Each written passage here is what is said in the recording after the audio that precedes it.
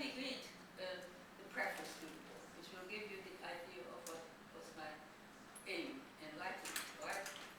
Now, the first quote says, in being true to my work, I shall be true to you and to all of today's girls. It is reversed to true as well, my beloved granddaughter, Ariela. A testament for Ariela is for grandmothers and granddaughters, for seniors and adolescents,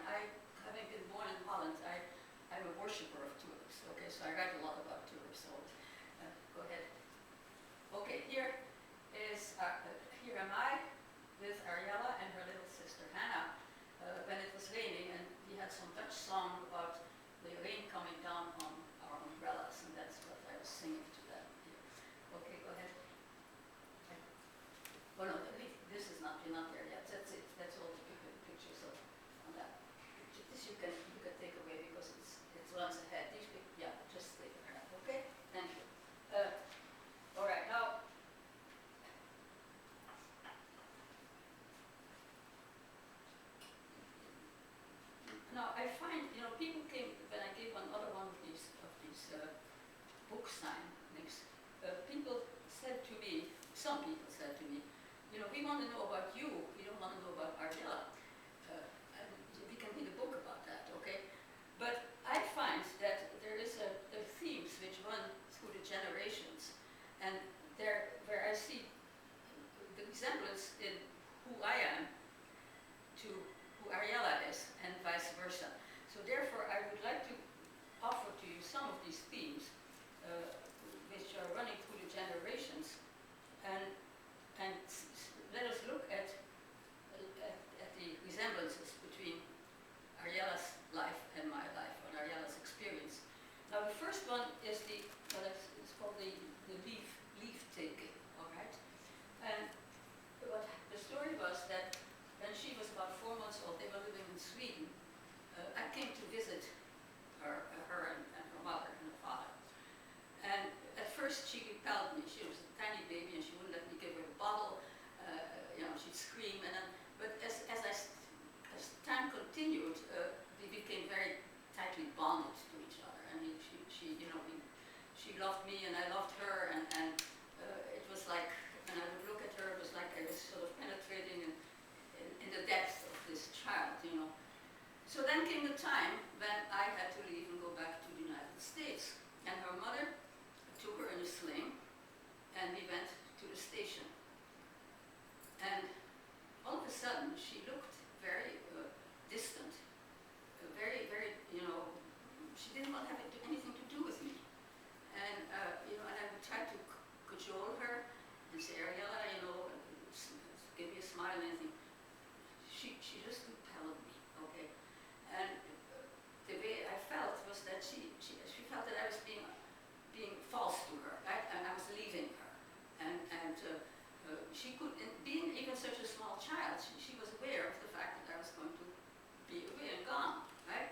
And then what happened was that suddenly remembrance came to me of the time that I was 5 years old. And my brother and I were very difficult. We were always fighting with each other. You'll find that through my life that has influenced many of the things that I've become. And my mother was very young. She was getting quite desperate with us. And she said to me, pretty soon I shall be dead, and then you won't have a mother to irritate, right? So when my mother told me that she would be dead very soon, I was devastated. And when I went to bed that night, I started praying to God. I said, please don't let my mother and father die. Please don't let my mother and father die. I kept repeating that again and again and again. And all of a sudden, I heard a voice, and the voice said to me, yes. Okay. So then, the next day, I was again being very obstreperous with my mother, and my mother got very upset and so on. And I said to my mother, I wish you were dead. And I heard a voice, which I took to be the voice of God, and the voice said, no. And this is a real event in my life. And from that point on, I was always had this fear of losing my parents, right then and there. And it really went through my whole subconscious for my living years.